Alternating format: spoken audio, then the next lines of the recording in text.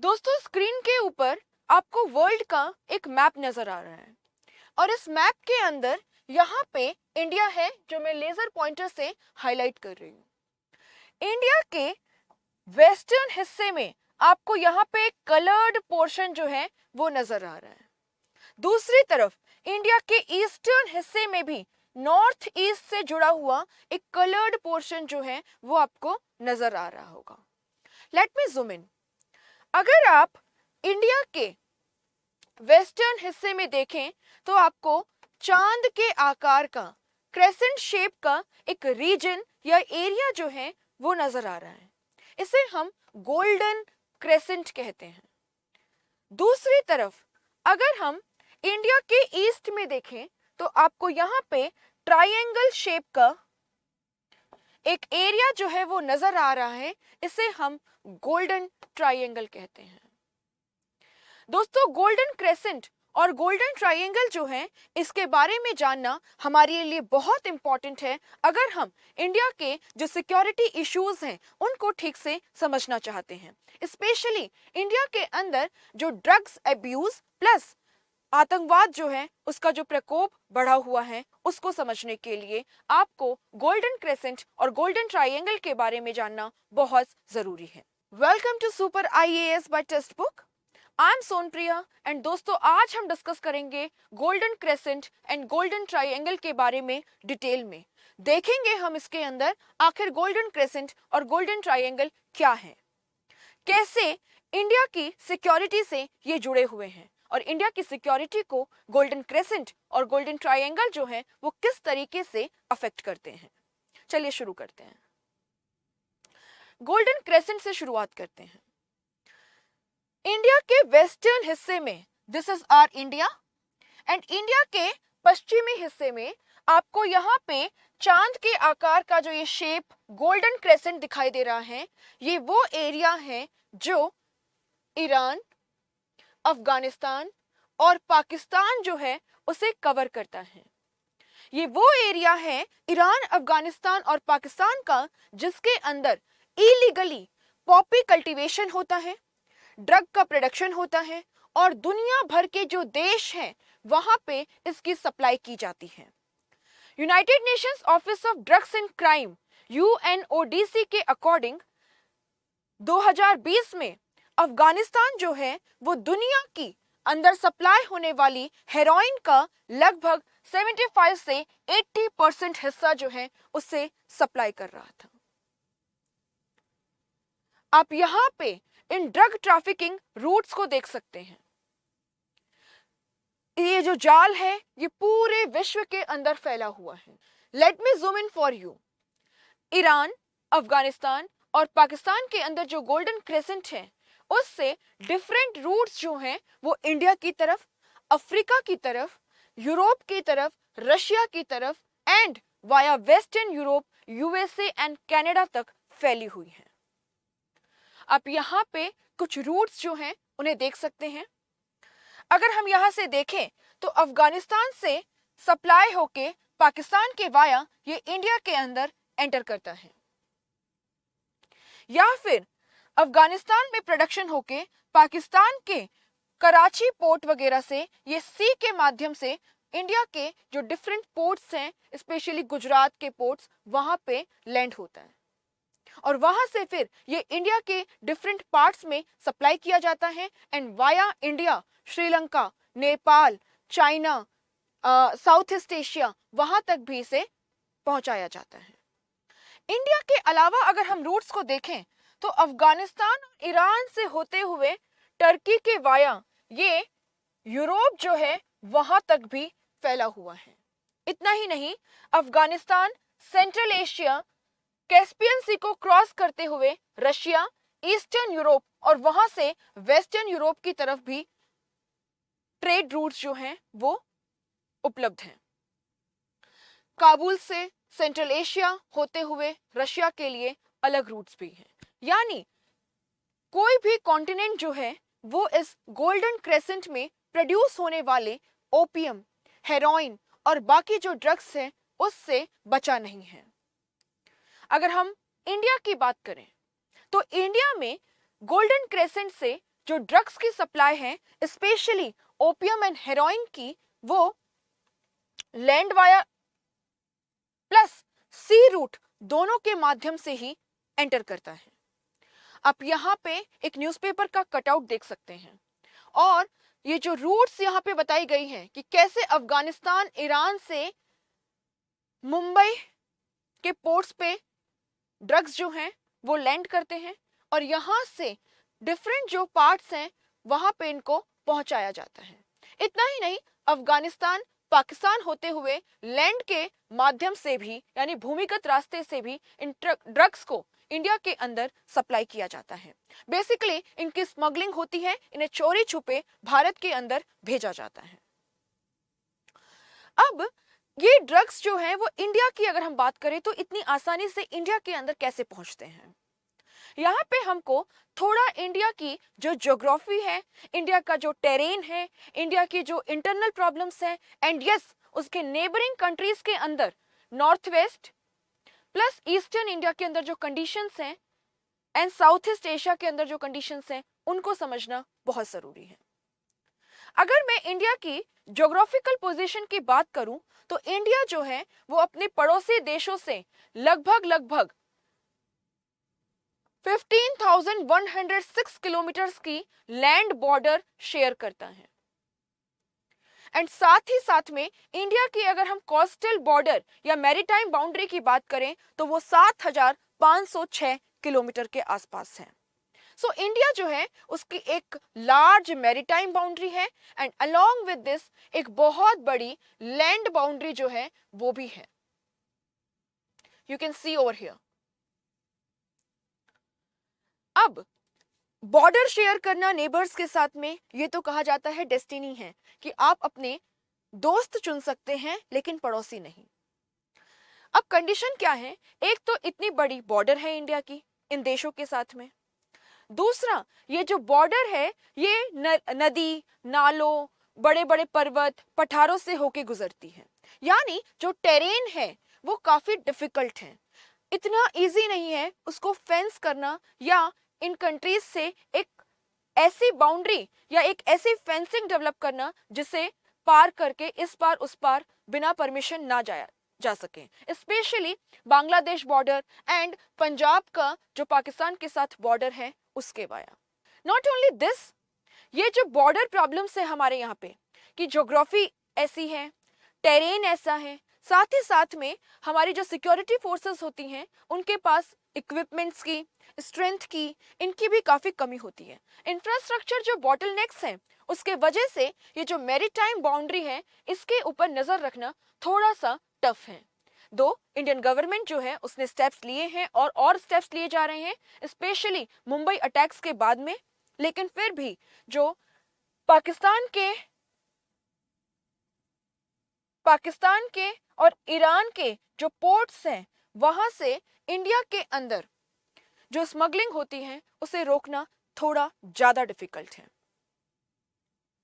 इसके साथ साथ में जो हमारे खुद के करप्ट एलिमेंट्स होते हैं, जो नेक्सस है पूरा ड्रग माफिया का, पॉलिटिशियंस का एंड पुलिस का, ये जो पूरा नेक्सस है ये भी एक तरीके से इस ड्रग ट्रेड को बढ़ावा देता है।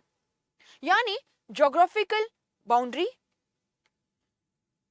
Terrain issues, weather issues plus हमारे कुछ इंटरनल एंटी सोशल एलिमेंट्स, इसके अलावा हमारे जो पड़ोसी देश हैं, चाहे वो अफगानिस्तान हो गया जहां पे इतनी ज़्यादा पॉलिटिकल इनस्टेबिलिटी है, चाहे पाकिस्तान हो गया जो हमारा एक दुश्मन देश है, हॉस्टाइल नेबर है, चाहे ईरान हो गया, इनके अंदर जो पॉलिटिकल इनस्टेबिलिटी है, जो राजनीतिक अस्थिरता है, जो लॉ एंड ऑर्डर प्रॉब्लम्स हैं, वो जो यहाँ पे इलीगली इन ड्रग्स को प्रोड्यूस करते हैं उनको प्रॉस्पर करने में, उनको बढ़ावा देने में हेल्प करती है।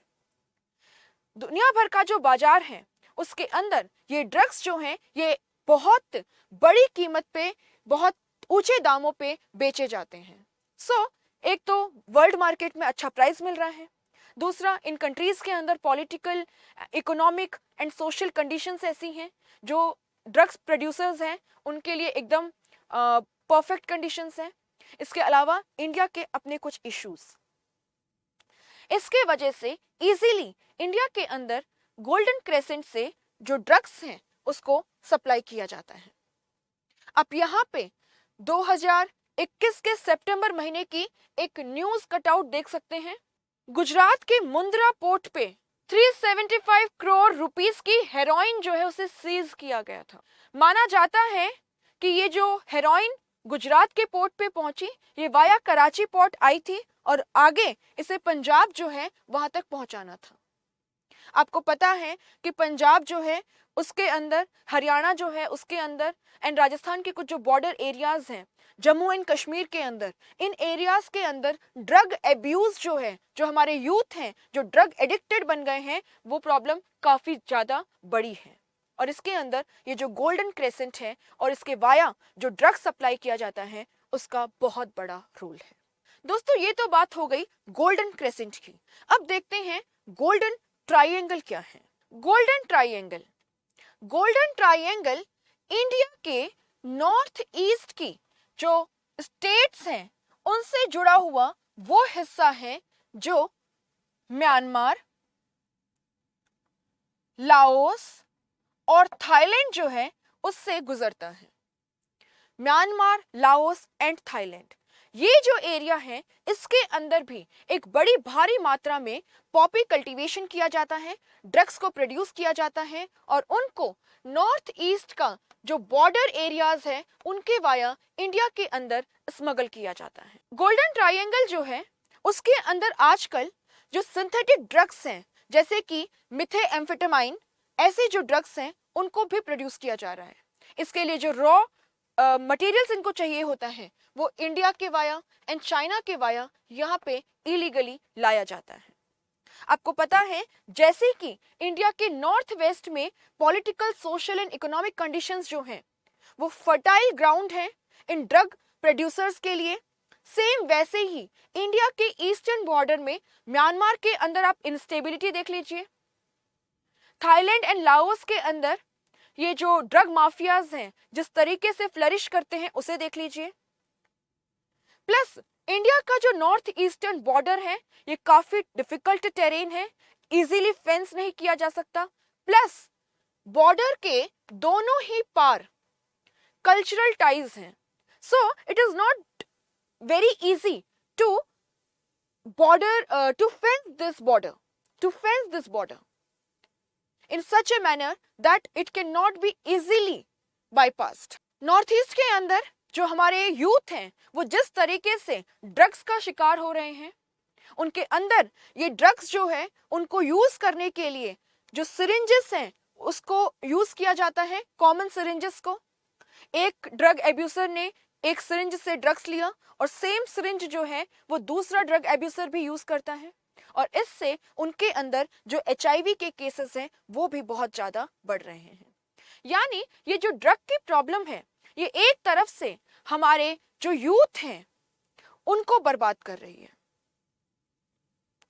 उनके भविष्य को बर्बाद कर रही है, उनके अंदर साइकोलॉजिकल इश्यूज जो हैं उन्हें क्रिएट कर रही है। नॉट ओनली दिस, ये एक तरीके से हमारे समाज को भी बर्बाद कर रही है।